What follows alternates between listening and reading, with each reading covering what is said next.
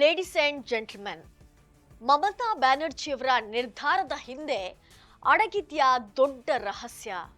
ಚುನಾವಣಾ ಆಯೋಗದ office of profit ಎಂಬ ಕಠಿಣ ಅಸ್ತ್ರಕ್ಕೆ ದೀದಿ ಬೆದರಿದ್ದಾರಾ? ಅಥವಾ ಎದುರಾಳಿಗಳಿಗೆ ಮುಖಭಂಗ ಮಾಡಲು ಈ ಮಹಾ ಪ್ಲಾನ್ ರೂಪಿಸಿದಾರಾ? ಚುನಾವಣಾ ಯುದ್ಧಕ್ಕೂ ಮುನ್ನ ಬಂಗಾಳ ಸಿಎಂ ಅಧಿಕೃತ ಅಧಿಕಾರ ಹಸ್ತಾಂತರಿಸಿದ್ದೇಕೆ?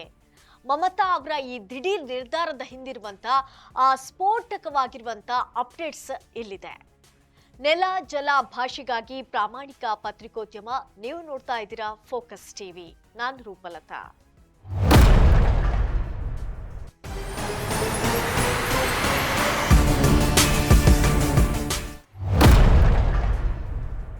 ಪಶ್ಚಿಮ ಬಂಗಾಳ ವಿಧಾನಸಭಾ ಚುನಾವಣೆಯ ಮುನ್ನ ರಾಜಕೀಯ ಚಟುವಟಿಕೆಗಳು ತೀವ್ರಗೊಳ್ಳುತ್ತಿದ್ದಂತೆ ಆಡಳಿತ ಮತ್ತು ಚುನಾವಣಾ ಪ್ರಕ್ರಿಯೆ ಸಂಬಂಧಿಸಿದಂತ ಮಹತ್ವದ ಬೆಳವಣಿಗೆಗಳು ಗಮನ ಸೆಳೆಯುತ್ತಿವೆ. ಮುಖ್ಯವಾಗಿ ಮುಖ್ಯಮಂತ್ರಿ ಮಮತಾ ಬ್ಯಾನರ್ಜಿ ಅವರು ಯಾವುದೇ ಕಾನೂನು ವಿವಾದ ತಪ್ಪಿಸಲು ಮಹತ್ವದ ನಿರ್ಧಾರ ಕೈಗೊಂಡಿದ್ದಾರೆ. ಮಂಗಳವಾರ ಅವರು ಚುನಾವಣಾ ಆಯೋಗಕ್ಕೆ ಪತ್ರವನ್ನ ಬರೆದು ತಾವು ವಿವಿಧ ಸಮಿತಿಗಳಲ್ಲಿ ಹೊಂದಿದ್ದಂತ 23ಕ್ಕೂ ಹೆಚ್ಚು ಹುದ್ದೆಗಳಿಗೆ ರಾಜೀನಾಮೆ ನೀಡಿರುವುದಾಗಿ ತಿಳಿಸಿ ಅಚ್ಚರಿಯನ್ನ ಮೂಡಿಸಿದ್ದಾರೆ. ಹುದ್ದೆಗಳು ಲಾಭದಾಯಕ ಹುದ್ದೆಗಳು ಎಂದು ಪರಿಗಣಿಸಲ್ಪಡುವಂತ ಸಾಧ್ಯತೆ ಇದ್ದುದರಿಂದ ನಾಮಪತ್ರ ಸಲ್ಲಿಸುವಂತಹ ಮುನ್ನವೇ ಅವುಗಳನ್ನು ತ್ಯಜಿಸುವ ಮೂಲಕ ಮಮತಾ ಬ್ಯಾನರ್ಜಿ ಮುನ್ನೆಚ್ಚರಿಕೆಯ ಕ್ರಮ ಕೈಗೊಂಡಿದ್ದಾರೆ. ರಾಜ್ಯ ಆರೋಗ್ಯ ಮಿಷನ್ ಮುಖ್ಯಸ್ಥೆಯಾಗಿ, ರಾಜ್ಯ ಭೂಬಳಕೆ ಮಂಡಳಿ, ಉರ್ದು ಅಕಾಡೆಮಿ ಹಾಗೂ ರಾಜ್ಯ ವನ್ಯಜೀವಿ ಮಂಡಳಿಯ ಅಧ್ಯಕ್ಷೆಯಾಗಿ ಅವರು ಕಾರ್ಯನಿರ್ವಹಿಸ್ತಾ ಇದ್ರು.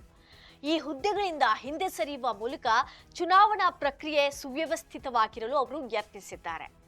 ರಾಜಕೀಯವಾಗಿ ಸ್ವಚ್ಛ ಇಮೇಜ್ ಕಾಪಾಡಿಕೊಳ್ಳುವುದರ ಜೊತೆಗೆ ವಿರೋಧ ಪಕ್ಷಗಳಿಂದ ಬರುತ್ತಿದ್ದಂತಹ ಟೀಕೆಗಳಿಗೆ ತಕ್ಕ ಉತ್ತರ ನೀಡಿದಂತಾಗಿದೆ. ಚುನಾವಣೆಯ ಸಮಯದಲ್ಲಿ ಲಾಭದಾಯಕ ಹುದ್ದೆ ವಿಚಾರವು ಪ್ರಮುಖ ವಿವಾದವಾಗುವಂತ ಸಾಧ್ಯತೆ ಇರೋದ್ರಿಂದ ಈ ಕ್ರಮವನ್ನ ತಂತ್ರಾತ್ಮಕವಾಗಿ ಮಹತ್ವದ್ದೆಂದು ವಿಶ್ಲೇಷಕರು ಹೇಳ್ತಾ ಇದ್ದಾರೆ.